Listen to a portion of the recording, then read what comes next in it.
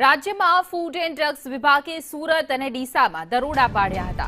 દરોડામાં કુલ ₹35 લાખની કિંમતનો શંકાસ્પદ ઘી અને ભેળસેળયુક્ત તેલનો જથ્થો જપ્ત કર્યો હતો.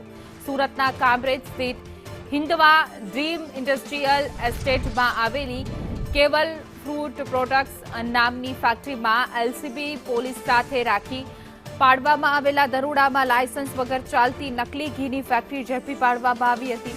તંત્ર દ્વારા સ્થળ પરથી શ્રી અનમોલ રતન કાઉ ઘી બ્રાન્ડ હેઠળ પેક કરાયેલું ₹29.75 લાખની કિંમતનું 5157 લીટર શંકાસ્પદ ઘી તેમજ પામોલીન અને સોયાબીન તેલનો જથ્થો સીઝ કરવામાં આવ્યો છે.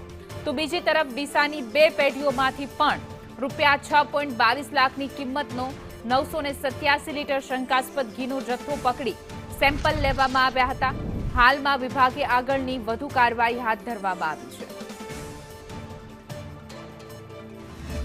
આ એકમના માલિક અંકિત કુમાર રાજેશ કુમાર મોદી નવ હાજર મળી આવેલ અને સદર જગ્યા પર તપાસ કરતા પામ ઓઇલ, શંકાસ્પદ બનાવેલ ઘી તથા વનસ્પતિજન્ય ઓઇલ તેમજ અન્ય મુદ્દામાલ મળી આવતા સદર જગ્યા પર ફૂડ એન્ડ ડ્રગ્સના અધિકારીઓને બોલાવી જરૂરી સેમ્પલિંગ લેવામાં આવેલ છે અને વધુ પૂછપરછ માટે લેબ ખાતે મોકલવામાં આવેલ છે.